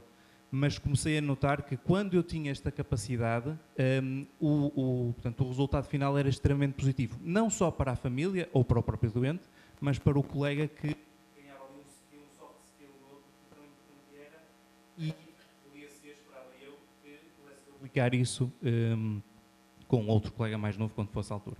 E, portanto, chamar aqui só a atenção que, de facto, a comunicação em medicina e em saúde, nos outros cursos profissionais também é muito importante, é, de facto, de um valor acrescentado tremendo para o doente, para os familiares, para o serviço de saúde no geral, e acho que este tipo de temas devia ser, de facto, mais incisivamente trabalhado, quer com os clínicos, quer com a população em geral. Obrigado.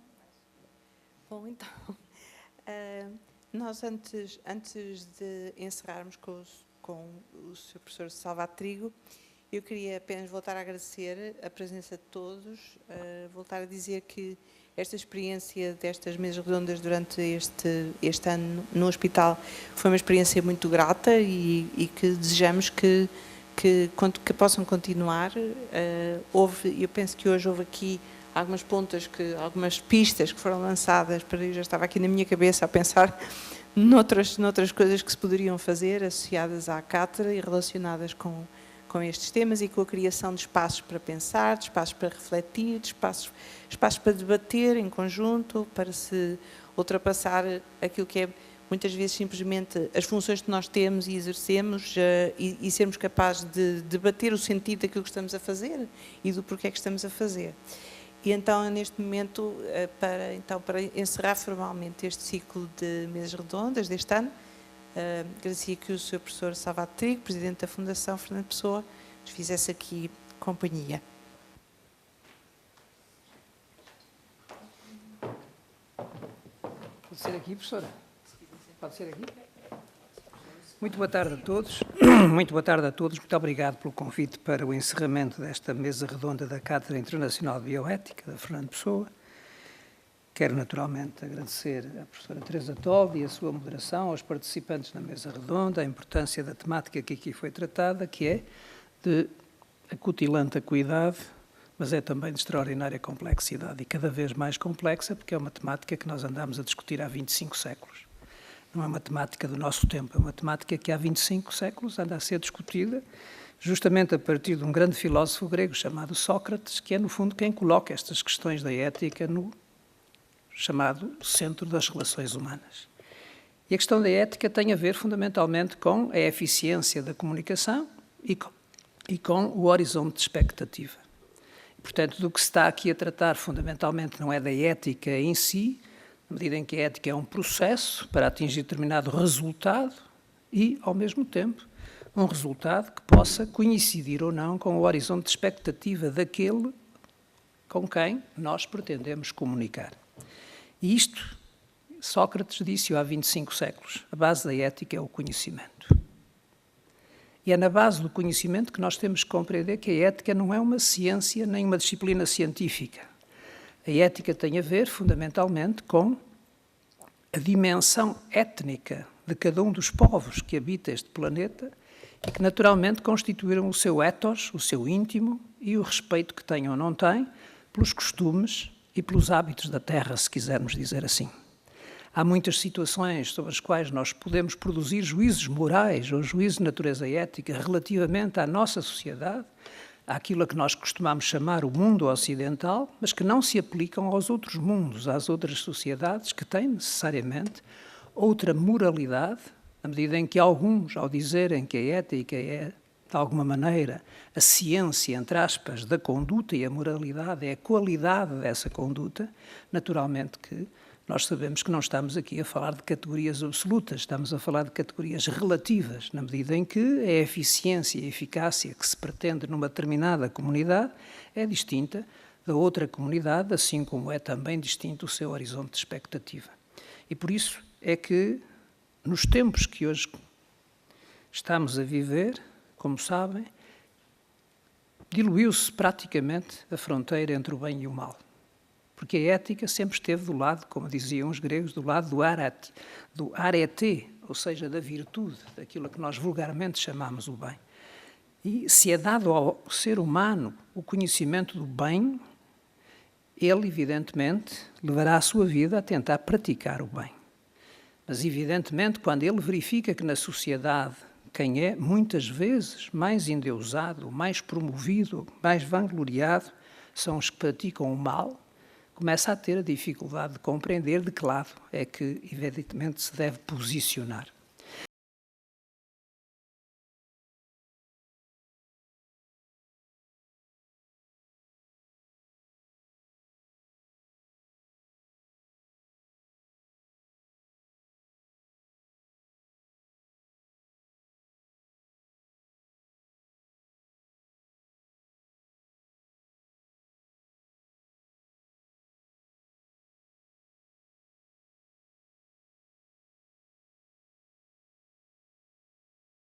A sofrer, porque se há efetivamente uma dimensão para a qual o Criador, nesta obra de imperfeição dos humanos, não foi capaz de prevenir, foi a dor.